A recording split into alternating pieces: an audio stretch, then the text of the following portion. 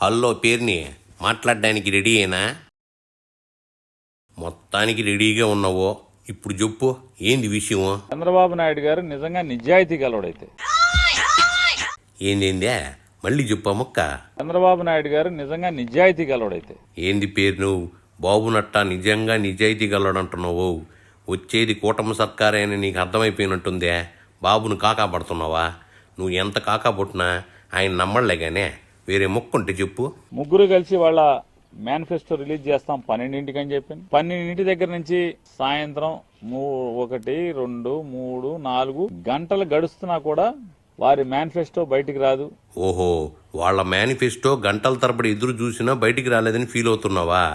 వాళ్ళ మేనిఫెస్టో కోసం జనంతో పాటు నువ్వు కూడా ఎదురు చూసావా ఏంది?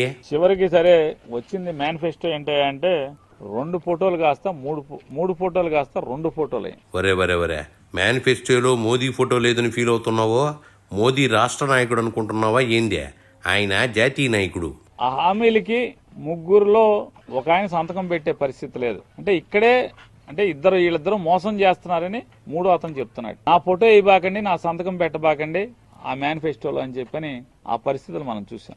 ఎందుకని ఇవన్నీ కూడా ఈ చెప్పే మాటలన్నీ కూడా చంద్రబాబు నాయుడు పవన్ కళ్యాణ్ ఇద్దరు చెప్పే మాటలు అమలయ్యేవి కాదు. మళ్ళీ జనాలకి టోపీ పెడతాకి 2014లో ఎలా అయితే టోపీ పెట్టారో మళ్ళీ టోపీ పెడతాకే ఇవన్నీ కూడా అరచేతిలో వైకుంఠం కాగితాల మీద చూపించేటువంటి పరిస్థితుల్ని అప్పుడే కూటమిలో ఒక సభ్యుడు నాకు సంబంధం లేదు ఈ మేనిఫెస్టోతో అన్నాడు. బాబు హామీలన్నీ ఎన్డీఏ హామీలని ఆ పార్టీ కన్వీనర్ చెప్పింది నువ్వు వినలేదా పేరుని? 1 గంటన్నర సేపు ఆడిన అబద్ధం ఆడకుండా కోసుకోలు మాటలు, అంటే జరగని మాటలు, అసత్యాలు, ఈ సొల్లు మాటల గంటన్నర సేపు మాట్లాడినటువంటి పరిస్థితులు మనం చూసాం. ఒరే, బాబు మేనిఫెస్టో పేరుతో గంటన్నర మాట్లాడాడని బాధపడుతున్నావో? మీ జగన్ అంతకంటే ఎక్కువే మాట్లాడాడుగా. ఇదిగో 2014లో ఆయన చెప్తాడు నేను పంచాయతీ రాజ్ వ్యవస్థని ఉద్ధరిస్తాను అని చెప్పి మాట్లాడాడు. 2014 నుంచి 19 దాకా పంచాయతీ రాజ్ వ్యవస్థని సర్వనాశనం చేసింది ఎవరు? సర్పంచ్ గాని పాలకవర్గం ఉండగా ఆ పాలకవర్గానికి సంబంధం లేకుండా జన్మభూమి కమిటీలు ఏర్పాటు చేసి ఏ పథకం ప్రజలకు కావాలన్నా జన్మభూమి కమిటీ టిక్కు పెడితే మాత్రమే వాళ్ళకి టిక్కు పెట్టిన వాళ్ళకి మాత్రమే ఆ పథకం లభించేలాగా సర్వనాశనం చేసింది పంచాయతీలను ఎవరు? మీరు కూడా వాలంటీర్ వ్యవస్థతో పంచాయతీరాజ్ వ్యవస్థని నిర్వీర్యం చేశారుగా పేరుని. సర్పంచులను భిక్షాటన చేసేటట్టు చేశారుగా. ఇవాళ ఎన్డీఏలోకి భారతీయ జనతా పార్టీ నాయకత్వంలో నడుస్తున్నటువంటి నేషనల్ డెమోక్రటిక్ అలయన్స్ లోకి ఆయన చెప్తూ చాలా గర్వంగా చెప్పాడు, నేను ఈ రాష్ట్ర అవసరాల కోసం మాత్రమే భారతీయ జనతా పార్టీతో కలిశాను, ఈ రాష్ట్రం బాగు చేయడానికి మాత్రమే అని చెప్పాను. మీరు కూడా రాష్ట్ర అవసరాల కోసం అని కబుర్లు చెప్పి ఎన్డీఏ సర్కార్కి పార్లమెంట్లో మద్దతు ఇచ్చారుగా. దాని గురించి ఏమంటావో? వాళ్ళు ఇచ్చినటువంటి ఈ మేనిఫెస్టోలో ఈ రాష్ట్రాన్ని బాగు చేయడానికి ఏం పెట్టారు? ఎన్డీఏ మీరు భారతీయ జనతా పార్టీ పవన్ కళ్యాణ్ ముగ్గురు కలిసి ఈ రాష్ట్రాన్ని ఉద్ధరిస్తాకి మాత్రమే నేను భారతీయ జనతా పార్టీతో కలిశానని చెప్పి మాట్లాడారు. ఏమి ఇచ్చావు దీంట్లో? ప్రత్యేక హోదా ఇచ్చావా? రైల్వే జోన్ ఇచ్చావా? ఎక్కడన్నా విభజన హామీలో ఉన్నటువంటి పోర్టు నిర్మాణం ఎక్కడన్నా రాశావా? లేదు కడప స్టీల్ ప్లాంట్ కడతా అని చెప్పావు, దాని గురించి ఏమో రాశావా? లేదు విశాఖ స్టీల్ ప్లాంట్ ని అమ్మేయకుండా వేలమేయకుండా మేము దాన్ని నిలబెడతామని ఏమన్నా రాశారా? ఇదిగో పేరునే 2019లో అధికారంలోకి వచ్చిన వెంటనే హోదా తెస్తామని చెప్పారు కదా, ఆ పని చేశారా మీరా? ఈ రాష్ట్రానికి ఒక్కటంటే ఒక్క మేలు జరిగేది.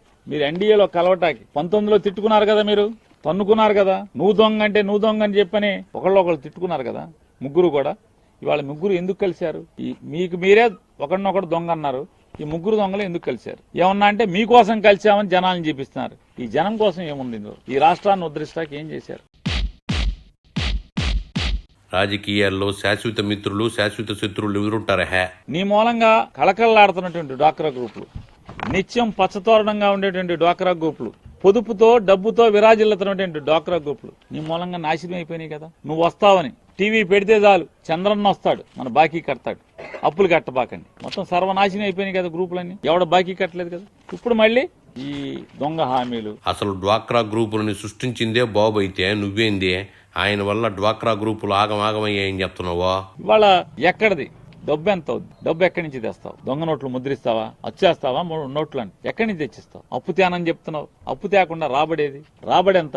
జీతభత్యాలకి ప్రభుత్వ ఉద్యోగులు, రిటైర్ అయిపోయినటువంటి ప్రభుత్వ ఉద్యోగుల యొక్క పెన్షన్లు ఈ రోజుకి సుమారుగా 80,000 కోట్ల రూపాయలు ఖర్చు అవుతుంది కదా సంవత్సరానికి. ప్రభుత్వ ఉద్యోగాలు జీతాలు గాని రిటైర్ అయిపోయిన వాళ్ళ పెన్షన్లు గాని 80,000 కోట్ల రూపాయలు. ఈ రాష్ట్రానికి ఉన్నటువంటి పాత రోజుల నుంచి స్వాతంత్రం వచ్చి ఈ రాష్ట్రం ఆంధ్రప్రదేశ్ 1956 నుంచి ఇవాళ దాకా ఉన్నటువంటి రాష్ట్రానికి ఉన్నటువంటి అప్పులు కానీ ఆ అప్పుల మీద బ్యాంక్ ఇన్స్టాల్మెంట్లు వడ్డీలు కానీ 55,000 కోట్లు అయి ఉన్నాయి ఉందా అని అడుగుతున్నాను. ఆయన డబ్బులు ఎక్కడి నుంచి తెస్తే మీకెందుకు పేరునే? ఇప్పటి వరకు మీరు ప్రజలకు లక్షల కోట్లు పంచారు కదా, ఆ డబ్బు ఎక్కడి నుంచి తెచ్చారో? నేను సంవత్సరం ఒక 2.5 లక్షల కోట్ల రూపాయలు నేను ఖర్చు పెడతాను, అంటే జనాలకు ఇస్తానని చెప్తున్నాను. ఇదిగో దీని నుంచి ఇక్కడి నుంచి తెస్తానని చెప్తాడు. ఈయనంట మరి ఎక్కడి నుంచి చేస్తాడు? సంపద సృష్టిస్తానంటాడు. సంపద సృష్టించి సంపదలోంచి డబ్బులు ఖర్చు పెడతాను. ఏంటది? మామూలు అదేమన్నా అక్షయ పాత్ర లేదా లంకి బిందులా? ఎక్కడి నుంచి వస్తాయి? రాష్ట్రానికి ఆదాయం ఎక్కడి నుంచి తెస్తాయి? సరే ఆ డబ్బు ఏడ నుంచి వస్తుందో కూటమి అధికారంలోకి రాగానే మీకే తెలుసుద్ది గానే, ఇంక బయలుదేరి పేరునే.